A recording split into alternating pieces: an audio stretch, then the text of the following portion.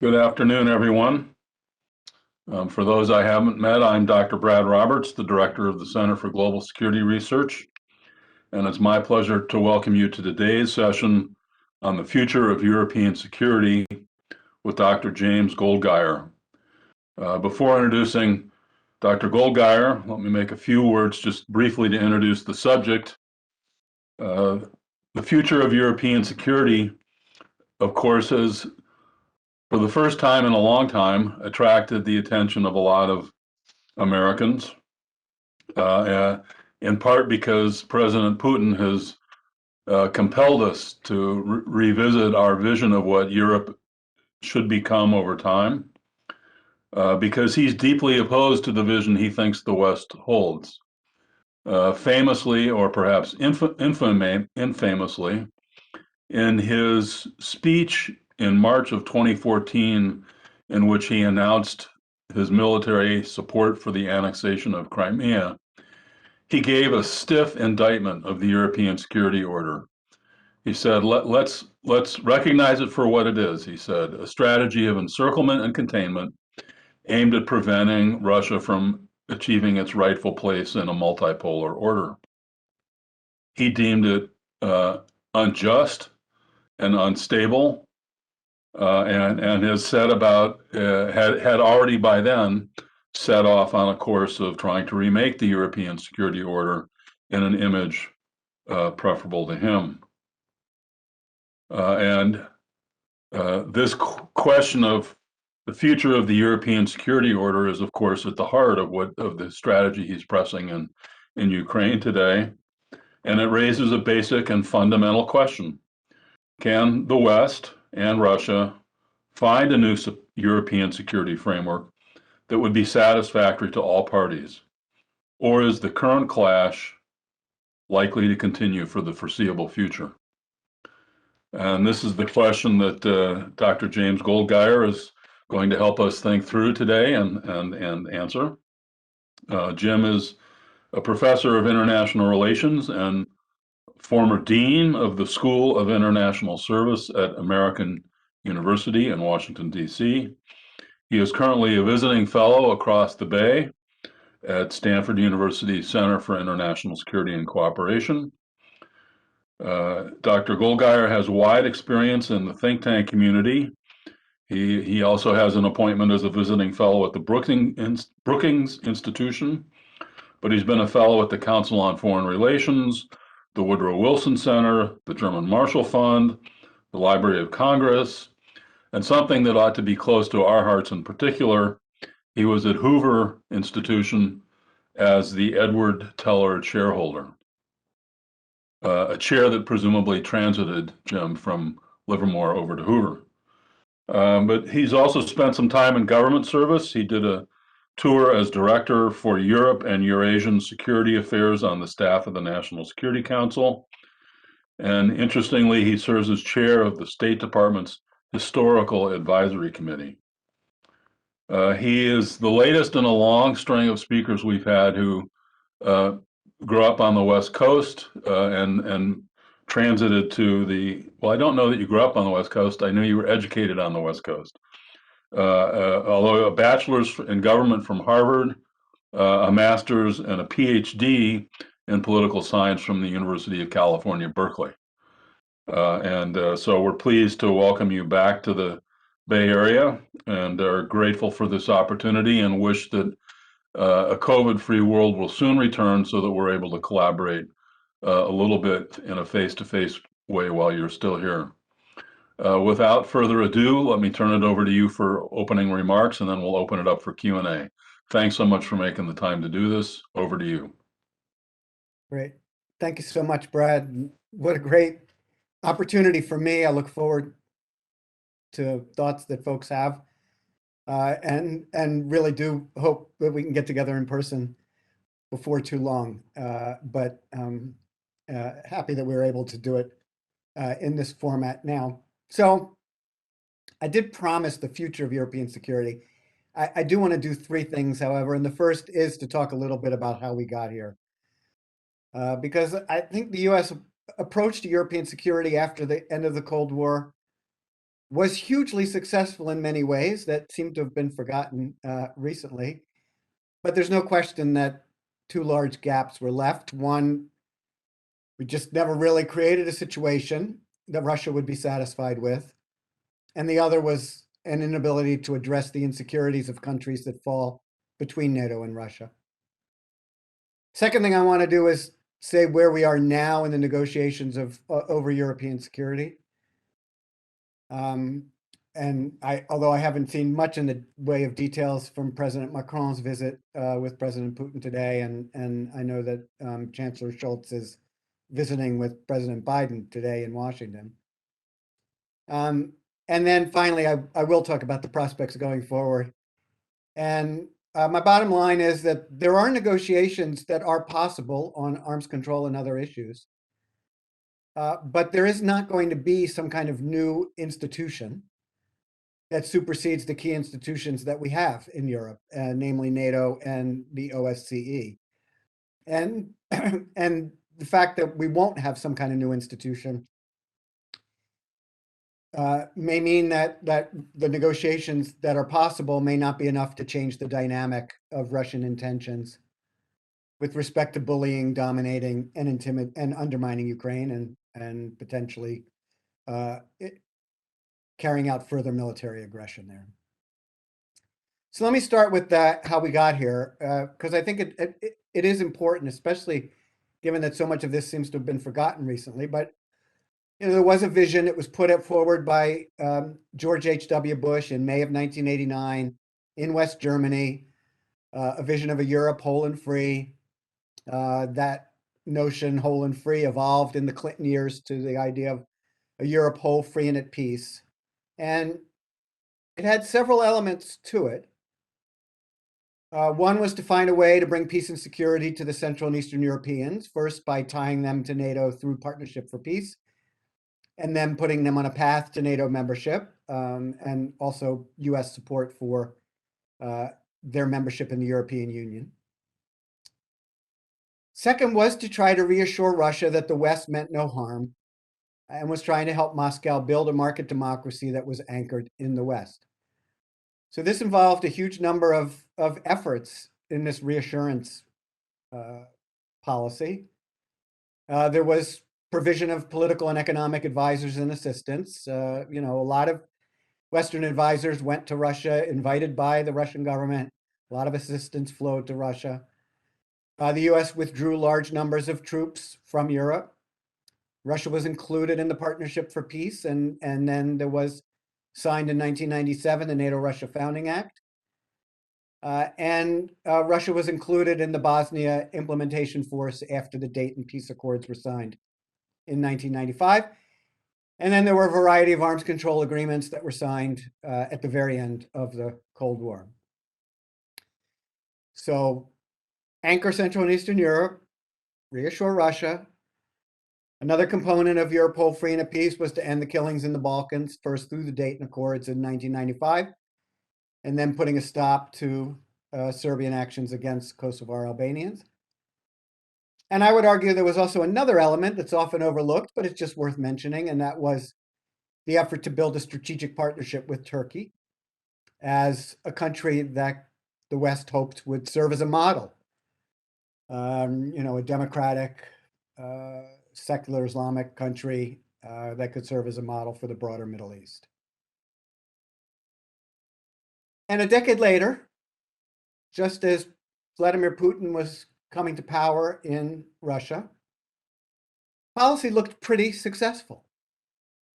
Poland, Hungary, and the Czech Republic joined NATO in the spring of 1999. Russia joined the Partnership for Peace and signed the NATO-Russia Founding Act in 1997. NATO was successful after a 78-day bombing campaign in the Kosovo War, and while there was a major blow-up with Russia over that war, the Russians did help convince Milosevic to back down. The relationship with Turkey was strong and seemed on a positive trajectory. So in November of 1999, just prior to Putin coming into office, 10th anniversary of the fall of the Berlin Wall, Bill Clinton went to Georgetown University, his alma mater, and he declared, quote, "Now we are at the height of our power and prosperity. Now, of course, he meant that as a sign of American strength, not as a prophecy. But in fact, I think we can look back on that period as the height of American power. Our economic fortunes have gone up and down since then.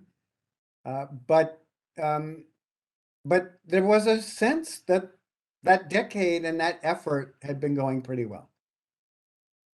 So a little over a month later, Vladimir Putin came to power as acting president, New Year's Eve, 1999, and then elected as president a few months later, and in the year 2000. And of course, here we are in 2022. And he remains the Russian leader and may remain the Russian leader until at least 2036, if not longer. So what's changed? I mean, obviously, his coming to power changed things from the previous period. But I think, of course, it's also the way that he saw that period, the period that I'm describing as a huge success for Western policy.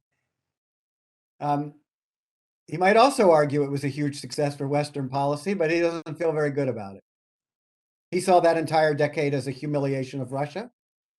His goals coming in were very clear: to rebuild the Russian state, bring Russia back as a great power, and he certainly has succeeded in doing that. His grievances were many, and they are only more numerous today than they were then. And just think about what occurred from 1999 to 2004. Few years, right? Few short years. From the perspective, Putin's perspective and the perspective of many Russians. NATO went to war against Serbia over Russian objections. No UN Security Council authorization.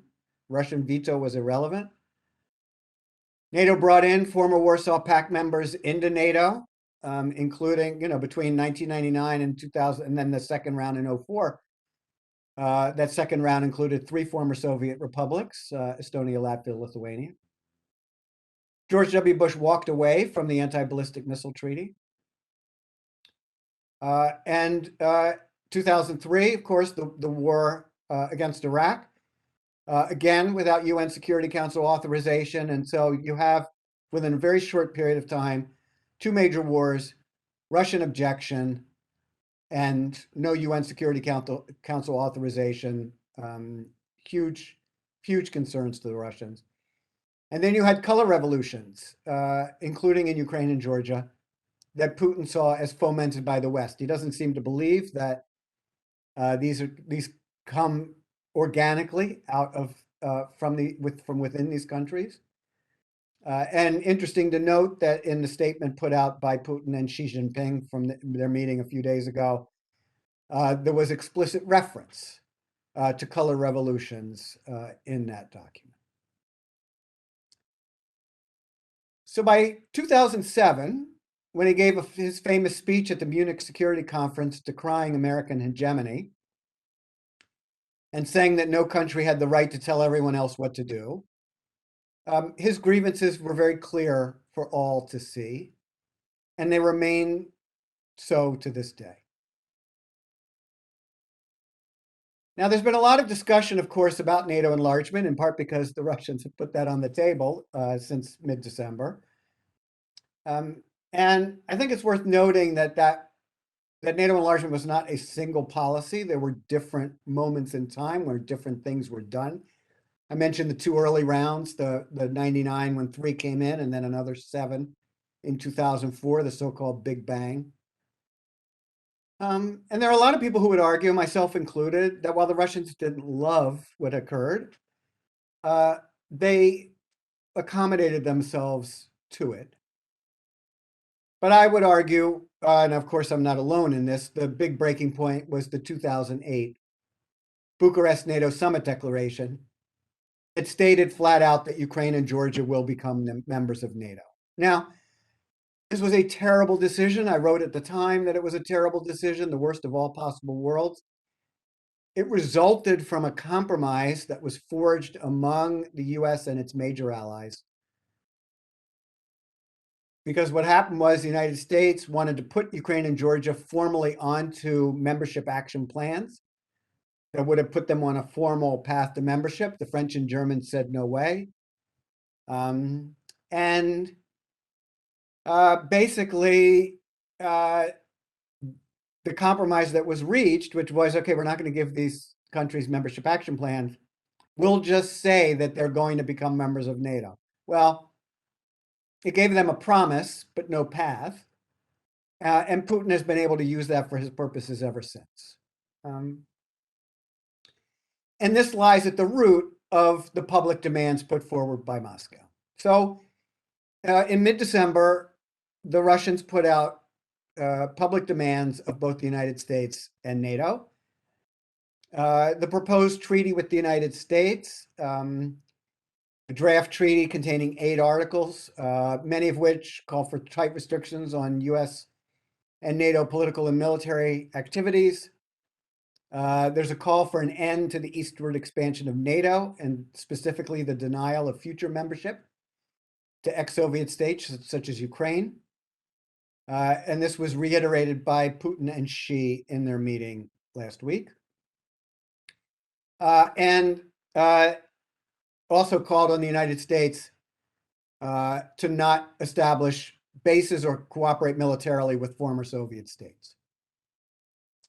There was an article that would block both signatories from deploying their military assets in areas outside their national borders that, quote, could be perceived by the other party as a threat to its national security.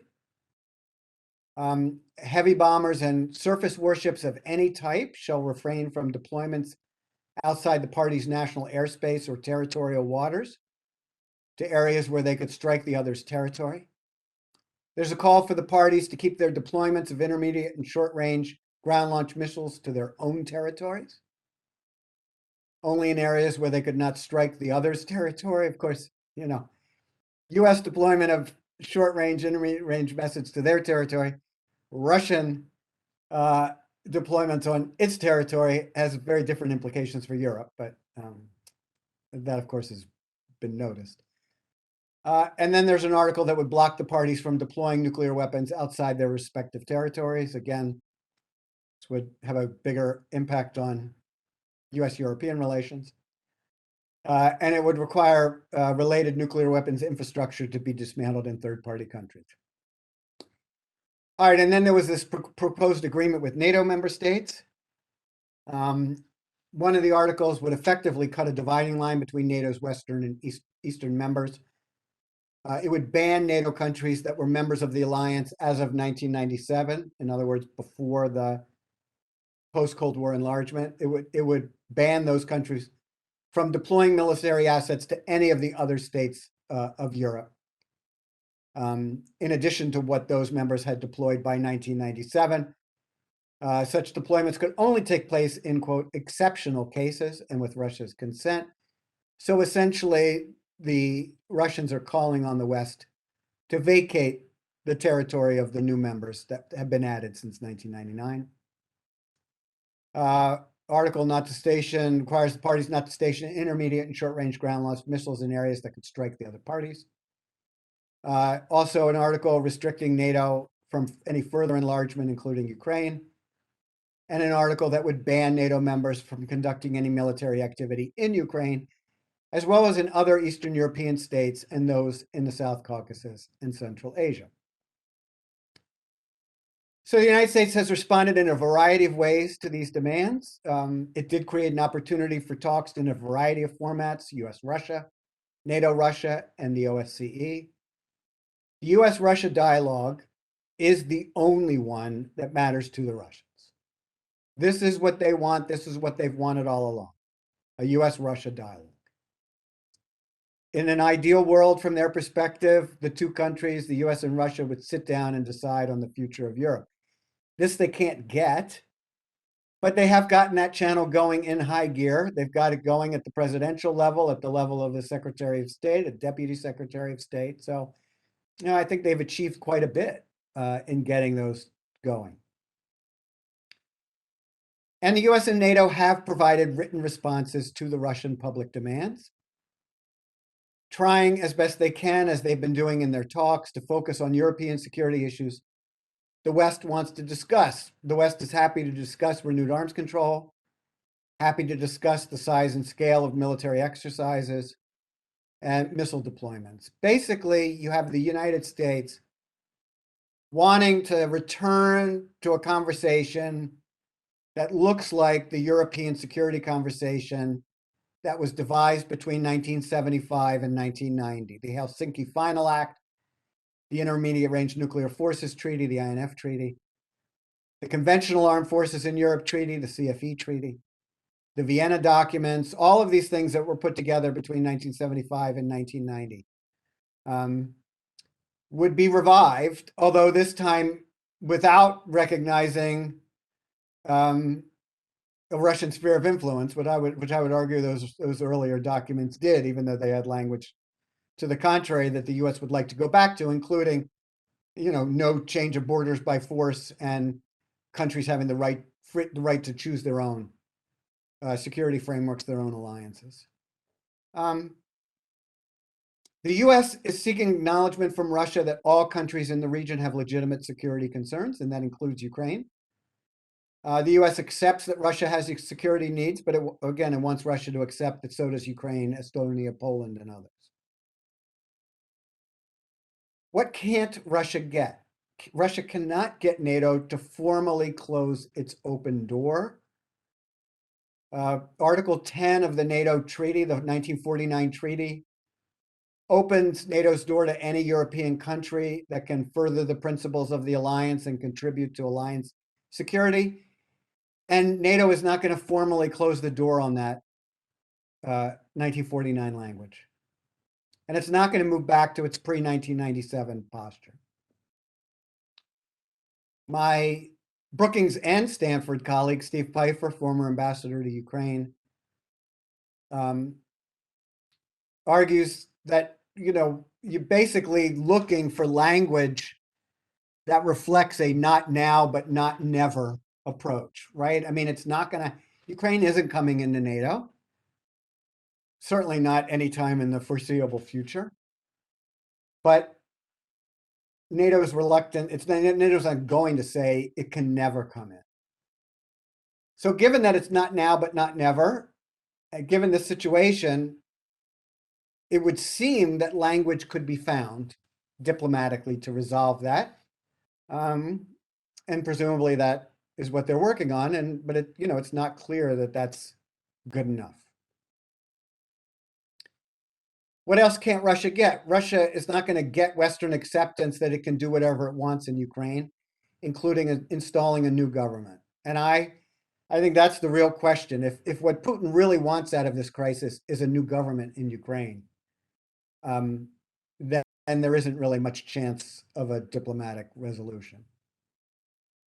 And then what else can't Russia get? I don't think that there really is a way to create some kind of new European institution that would supersede NATO and the OSCE.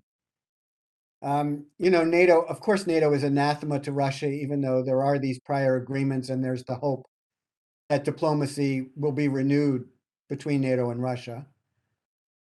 Worth remembering that the OSCE is the organization that Russia wanted, but because of its role in election and human rights monitoring, Putin doesn't like the OSCE. So, I mean, that would be an obvious place for a strengthened role in Europe.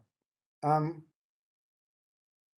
mean, bottom line, in my view, is that if he accepts the continuation of the government of Ukraine, and if he accepts, even without some kind of guarantee, if he accepts the fact that Ukraine isn't joining NATO, Putin can get arms control and other measures that would enhance Russia's security. But what he can't get are the maximalist demands that he's put out there. So why did he present the maximalist demands? Did he present them because he knew that they would be rejected and would give him a pretext for action? Did he put them out there to see what he could get in other areas and try to get some leverage for other issues that he cared about? Probably both. And you know, the Biden administration keeps talking about how they don't believe he's made a decision yet on what to do. I mean, that may well be the case. And he's just trying to see how much he can get.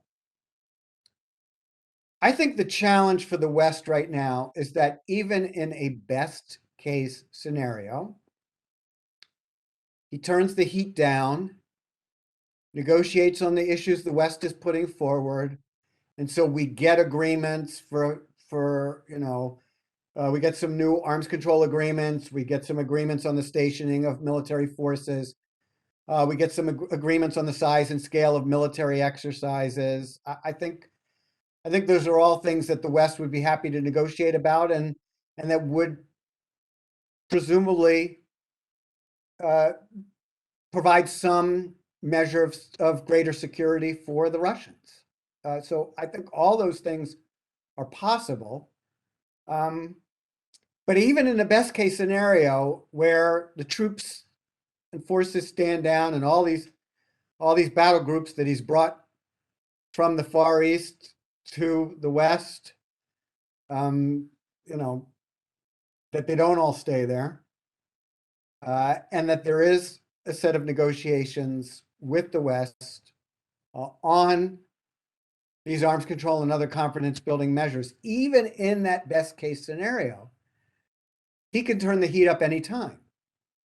And he's not going to want to let the government of Ukraine off that easily. He still has a beef with that government. He thought that he was going to be able to deal with that government, and he has found that in fact he's not able to come to the kind of agreement that he wants to come to, particularly with respect to the implementation of the Minsk Accords that would give greater autonomy to the eastern parts of Ukraine and would essentially give those eastern parts of Ukraine veto power over national policy. And I don't think the Ukrainian government is going to be in a position where they would agree to that. There's certainly other things that we can discuss. You know, there are these ideas out there from folks about Ukraine formally declaring itself a neutral country. I just, in some ways, I think, despite the fact that I like the Biden administration, I would like to focus the discussion on European security issues like arms control and other confidence building measures. I think for Putin, those are side issues to the real issue, which is the government of Ukraine, its orientation, and whether or not he can put a different government in power that's more loyal to him, and one that can actually govern a population that is not going to want to have their sovereignty taken away from them. I think that's the real issue, is what he thinks he can accomplish with his military forces. They're clearly set up to be able, within the next week or two, to be able to carry out a major invasion of the country. And if this really is about Ukraine and its relationship with Russia and Russia's ability to control Ukraine and even to annex more of its territory, then the other issues that I'm mentioning, while they could be important and would be a way to get out of this crisis, may simply not be the issues that Putin wants to talk about. So why don't I stop there, and happy to answer any questions.